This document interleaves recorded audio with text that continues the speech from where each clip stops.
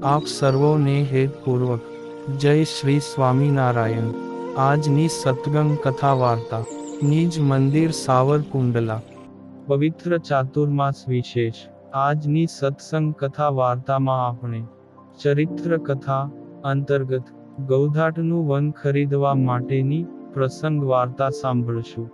શ્રી હરિના પ્રાગટ્ય તીર્થધામ છપૈયા નજીકનું ગૌધાટનું વન ખરીદવા માટે અમદાવાદ દેશની ગાદીના આદિ આચાર્ય શ્રી અયોધ્યા પ્રસાદજી મહારાજે અંગ્રેજ શાસક સમક્ષ પોતાની માગણી મૂકેલી।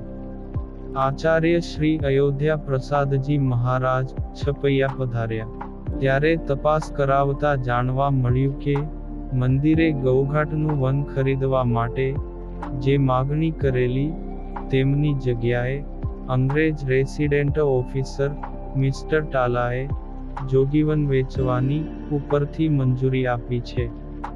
આચાર્ય શ્રીએ ફરીને પોતાની માગણી અંગ્રેજ અમલદાર સમક્ષ મૂકી ત્યારે અંગ્રેજ અમલદારે વિનયથી જણાવ્યું કે હાલ આ જોગીવન મેળવી લ્યો। ગૌધાટ વન આપને મળે એવા પ્રયત્નો અમે કરીશું જ।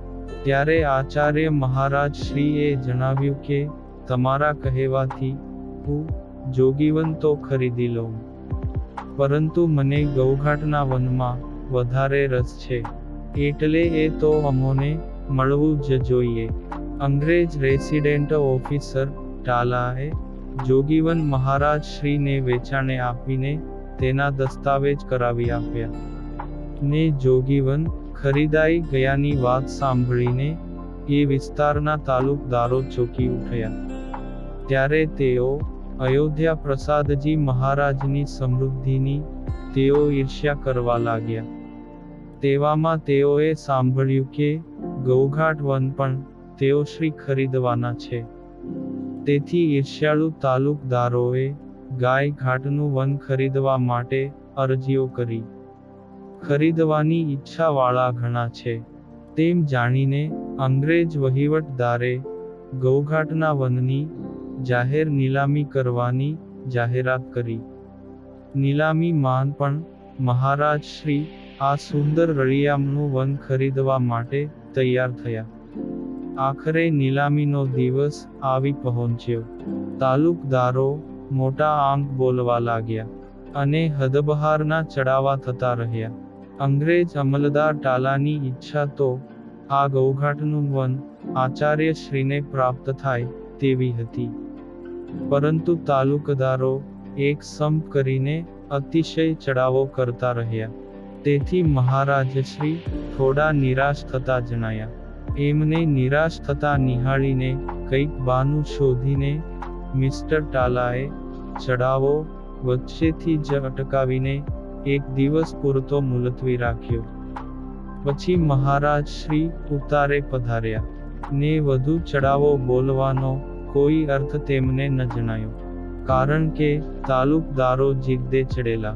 આચાર્ય શ્રી તો મનોમન શ્રીજી મહારાજનું સ્મરણ કરવા લાગ્યા। ત્યાં તો થોડી જ ક્ષણોમાં શ્રી હરિ સ્વયં પ્રગટ થયા। પ્રભુને સ્વયં પધારેલા નિહાળીને આચાર્ય શ્રી દંડવત કરવા લાગ્યા। શ્રી હરિએ તેમને બાથમાં લઈ છાતી સરસા ચાંપ્યા ને ઉદાસ થવાનું કારણ પૂછ્યું। ત્યારે આચાર્ય શ્રીએ કહ્યું કે હે પ્રભુ, આપ તો અંતર્યામી છો, આપ શ્રી આવી લીલાઓ કરી મને શા માટે રમાડો છો? આપની આટલી કૃપા હોવા છતાં પણ આજે મારે પાછા પડવું પડ્યું। ત્યારે શ્રી હરિએ કહ્યું જે તમારે શા માટે પાછા પડવું પડે?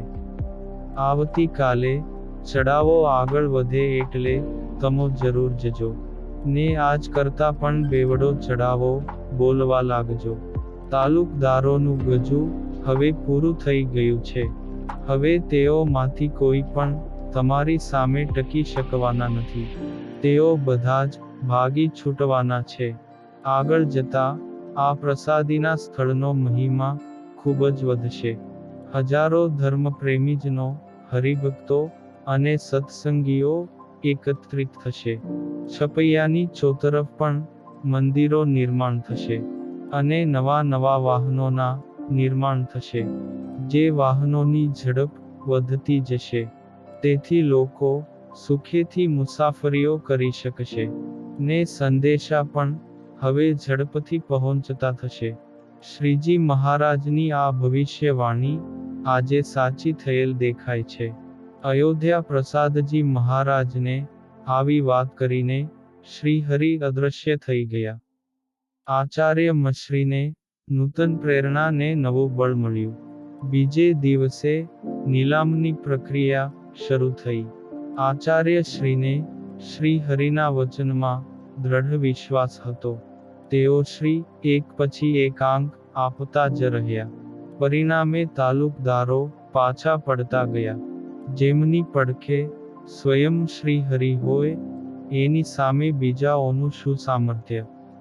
એ સહુને સમજાઈ ગયું કે હવે તો તાલુકા કે રાજપાટ વહેંચીને પણ આ વન ખરીદવાનું જોખમ ઉઠાવી શકાય તેમ નથી. અને અયોધ્યા પ્રસાદજીને ગૌઘાટનું આ વન ખરીદતા કોઈ પણ હિસાબે રોકી શકાય તેમ નથી. શ્રીહરિએ ભાખેલા ભવિષ્ય મુજબ જ તાલુકદારો નીલામીનું સ્થાન છોડી ગયા. આમ સત્સંગ હિતાર્થે શ્રીજી મહારાજે અયોધ્યા પ્રસાદજીને પ્રત્યક્ષ દર્શન આપીને જે પ્રેરણા આપેલી, એ અલૌકિક પ્રસંગ સત્સંગના ઇતિહાસમાં ભગવાન સ્વામિનારાયણના મહિમાની વિશેષ દ્રઢતા કરાવી જાય એવો છે. આ પુનિત પ્રસંગ આપણે સત્સંગ સાગરના મોતીમાંથી સાંભળ્યો. અને હવે પછીની કથા વાર્તા આપણે આગળના ભાગમાં સાંભળશું. અત્યારે આપ સર્વોને ભાવથી જય શ્રી સ્વામિનારાયણ.